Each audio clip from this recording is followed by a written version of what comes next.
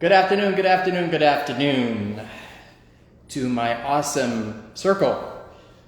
I'm coming to you today, Saturday. It is approximately, I think it's a little after 3 or right before 3, not really sure. But here I am again with another word for you. Today we are going to talk about why it's important to stop putting the cart before the horse.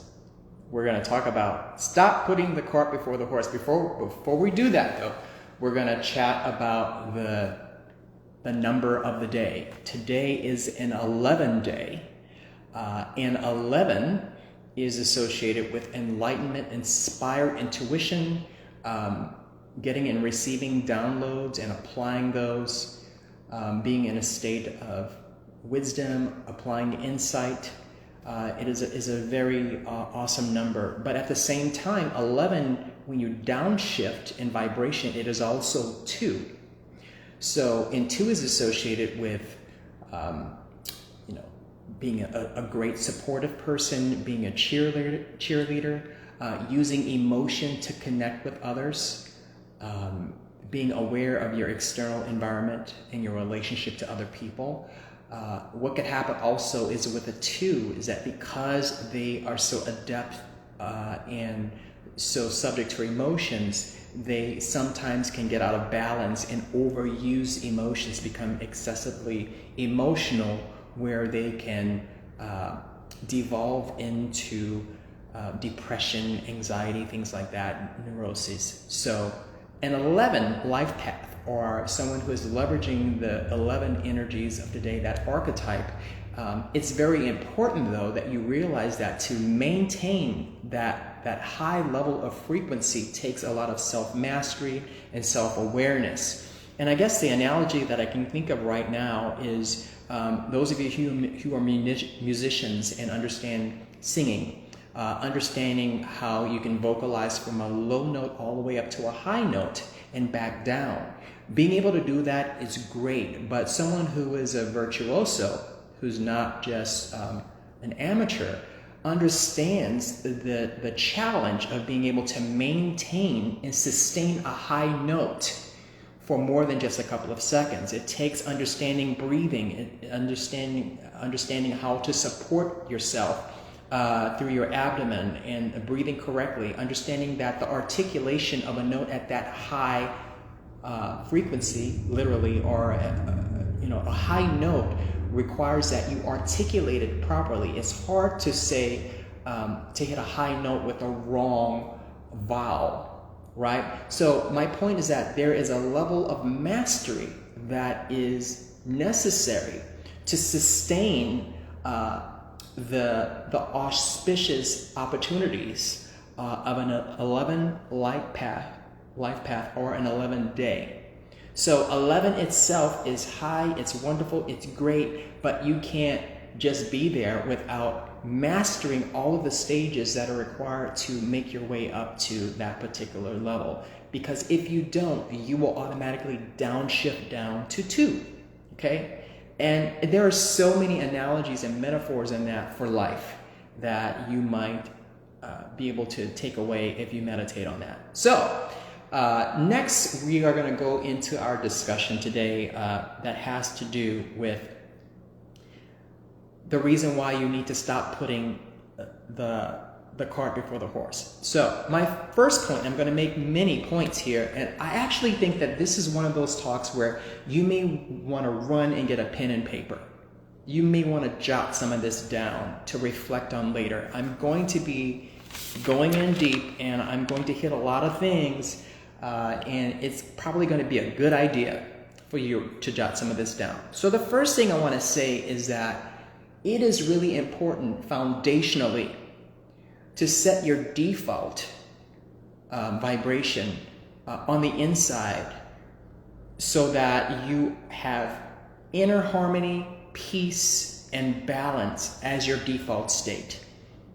So as your foundation, you want to make sure that you have reconciled, or at least you're in the process and doing the work of reconciling the inner conflicts, reconciling the incongruencies between what you think and what you feel. These are things that are the work of those that call themselves light workers, those that call themselves enlightened, awakened.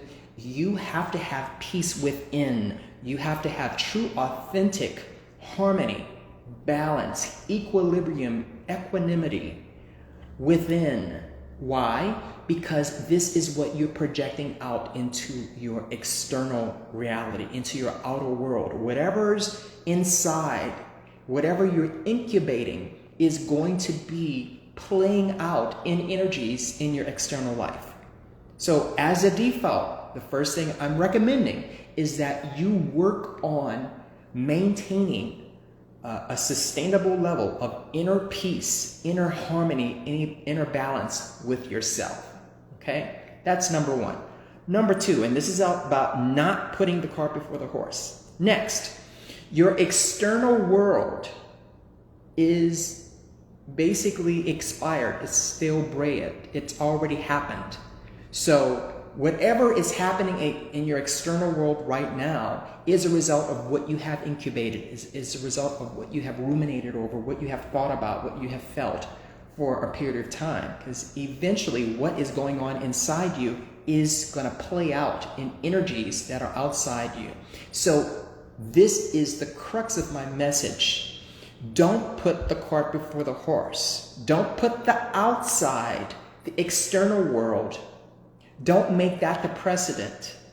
Make your inner world and maintaining your inner balance and peace as the most important thing. Again, don't put the cart before the horse. Moving forward, the cart before the horse thinking is merely your ego. Your ego sees itself as separate from everything and everyone else because your ego wears the lens such that everybody and everything, every situation is a threat to its survival, is a threat to its livelihood. And so as a result, the ego sees itself as separate. And so putting the cart before the horse is making the external world more important than the internal world, which is backwards. As some people would say, that's ass backwards. Okay? So the ego does this because it is worried about, it is preoccupied with survival. It is preoccupied with the first through the third chakra. The ego is really the result of an unevolved third chakra. So the third chakra, it represents the sun. It's called the solar chakra. And so that is where your self-esteem and your ego is. And when you are still developing and still, unfolding into the spirit that you're going to be, a lot of your time is focused. A lot of your energy is invested in survival, in making sure that your body is okay, making sure that you have enough to eat, making sure that you have enough to, pay your bills, making sure that there are no threats to your life. That is survival mode thinking, and that is what the ego is preoccupied with, okay? And so in order for you to rise above that, you're going to have to be able to toggle, okay, between the shadow aspect and the light aspect. Let's keep going, okay? The fourth chakra, the heart chakra, is the bridge between your shadow and the light. It is the bridge between the lower vibrational aspects of you and the higher frequency of the fifth through the seventh chakra. So the fourth chakra is a lens that allows you to toggle between the lower vibrational body-associated, ego-associated mode and the higher frequency, higher vibrational mode that is with, that has to do with your spirit, that has to do with the higher realms, that has to do with high frequency thinking that is associated with love and wisdom and oneness and being able to see things from a holistic point of view. Okay? So the next thing I want to say is that I'm going to give you an example to be able to see what I'm talking about when it comes to these two different perspectives. A person who is preoccupied with ego, preoccupied with trauma, preoccupied with experiences in their life that were traumatic and that they are not healed from, are also easily triggered, and they don't take the time to heal and to reflect on those triggers to understand the purpose behind them and understanding why they're triggered. And so this is the analogy I'm going to give you. Someone who is an artist, okay, who has gone to school, has taken lessons, and understands perspective. And when you get to the point where you can draw an image on a sheet of paper, which is two-dimensional, you can draw that image with a certain level of mastery where you are using perspective and shadow so that someone who's looking at this picture when it's done, it looks three-dimensional. It actually looks like it's a higher dimension than what it really is. And it is those shadow aspects and those perspectives that you're able to embed in that picture through the shadows that allows the picture to seem to rise to a higher dimension. So you can look at a picture, whether it be on a piece of paper, whether it be on a ceiling, a mural, on a floor, you can look at it, and if the artist is very skilled and expert, they can use perspective and depth to make you think, to fool your eyes into thinking that you're looking at it at a higher dimension. You can look at it and you can see depth where the only depth is created from perspective, from shadow, from that pencil of that skillful artist. Are you following me? So what I'm trying to say is that a person who has not been healed from their trauma, that shadow aspect that they're constantly focused on is a result of tunnel vision, where they're only seeing that shadow and they don't understand how that shadow plays a role in the rest of their lives. It plays a role that enriches their lives and those that are closest to them. But as you are healed, you free up that stuck energy and you're able to see things from a higher perspective. And now that little area on the picture that was dark, when you zoom out and you look at it from an aerial point of view, you see that it was just perspective and just shadow that allows you to look at it from multi-dimensions. And so now this thing that you thought was so horrible, and of course it was horrible when it happened to you, but now you've expanded and you've grown, but that thing that happened to you does not grow. It's still that little part. If you see it with the right perspective and you allow light to shine on it, that perspective, that shadow is small and actually enriches the fuller picture of truth so that your life has a certain amount of meaning that is much more than it was when you were only looking at it through the ego lens of tunnel vision. Now when you look at the picture and realize the higher aspect of it, the higher truth of it, now you can smile and see, oh, now I understand why that perspective is there, why that shadow is there, because now I can see the contours of my life in a way that I was not able to see it before. So the shadow is only a small part of the larger picture that enriches your life.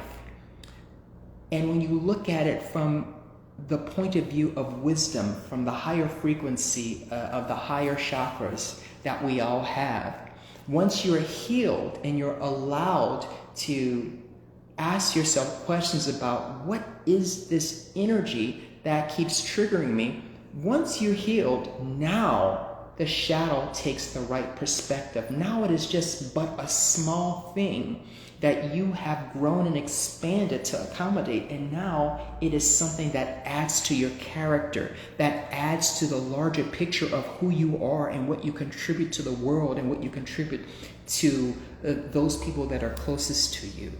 Okay? Does that make sense? I hope it does. So we're talking about shadow and light and perspective. And so now what I want to do is I want to talk about the fact that when you are healed, what happens is that now you are no longer refusing to take responsibility for the triggers that happen in your life. Now you make a mental note. Hi, Boyd, what's going on? You make a mental note and you say to yourself, okay, I just caught myself pointing the finger at this person. I just caught myself blaming someone. I just caught myself externalizing. What did I catch myself doing? I caught myself chasing my own tail. I caught myself, thinking that this thing that seems external to me, I caught myself thinking that part of me is actually somebody else. Have you ever seen a cat or a dog chase its own tail? Isn't it funny? But we're doing the same thing when we're externalizing, when we're putting precedent on our external world and not taking responsibility for the fact that we incubated those energies, that we incubated emotions and thoughts to such a point till they then were projected into our external lives. And as we interact with those things, instead of us realizing that it is we that need to take responsibility for these energies, we start pointing the finger and screaming and getting triggered, chasing our own tail. You get what I'm saying? So instead of putting the cart before the horse, instead of chasing your own tail, take responsibility for that energy. Even if you aren't able to do it in the moment, there's still going to be times where you get triggered. There's still going to be times where you're going to find yourself in the pattern of pointing the finger, of externalizing, of shifting the blame. You'll catch yourself, and then moments later you'll be like, okay, I caught myself. All right, I'm calling bullshit, Ernest. I'm calling bullshit, Boyd. I'm calling bullshit. Okay, we're gonna in our next meditation, we're gonna reflect on this, and we're gonna ask ourselves, why am I reacting to this person who is merely energy in the guise and avatar of a friend of mine, of a relative of mine, of a business associate of mine, that is reminding me that I need healing from this particular trauma that has happened, that is reminiscent of this energy that I have not dealt with. Okay? So you have to get to the point where you take responsibility, and that, it doesn't happen overnight. It doesn't happen overnight where you're able to see clearly that everything is you. It takes a while till you reach that point of mastery where you realize that there's nobody here but you. You're the only one here. You are infinite. The world that you're looking out at is you. You've projected that out. It is your responsibility to reconcile the conflicts that you see out there. They're all aspects that are located and reside inside of you. You are a universe that houses all of those conflicts. So the job, like I said in the very beginning of this video, is to reconcile the inner conflict inside yourself. Engage in a daily ritual and meditation or prayer where you establish peace and harmony and balance and equilibrium and equanimity as your default frequency. And when you take the time to work on balancing the energies in yourself, little by little, what you see out in the external world is going to be merely reflective of what's on the inside. We are now reaching a point in our evolution and in our development where we can no longer point the finger, where we can no longer waste time being preoccupied with looking at our lives through the lens of ego and only seeing separation and only seeing people and things as threats to our survival. It's time to transcend survival mode and put on the lens of a higher frequency where we see things from the vantage point of oneness, of wholeness, realizing that in the past, and sometimes today, when we catch ourselves off guard, we are merely chasing our own tail when we're pointing the finger. We're like cats and dogs that are chasing their tails. You think you're pointing the finger at somebody else. You think that you are assigning blame, shifting blame to somebody else, but it's just you. It's an aspect of you, your inner world and reality that you have not reconciled. That is where we have to move to, people, for us to change the world, because the world is merely a reflection of our inner state of being. So, the other thing that we want to do is we want to analyze our relationships, okay? And I just touched on that, and this is, I think, where I'm going to end, because I covered a lot. And those of you who came late, you may want to listen to this again and jot down some notes. It is really your responsibility to understand why you have the relationships you have. Your significant other, your best friend, your colleague, your business partner, the people in your life that you see on a daily basis, on a weekly basis. Those are the people that you have trust relationships with. Those are people that have meaning in your life. And you're now graduating and evolving to a point in your awakening where it is your responsibility to understand the energies that are at play in those relationships and how those energies are reflective of what's going on inside you. This is when you can begin to lead a life that is fully impassioned and exciting and full of meaning and purpose. When you understand why you are in relationship with these people, what are the energies at play in these avatars that are just merely houses and husks for the energies that are at play with you. You're interacting with yourself.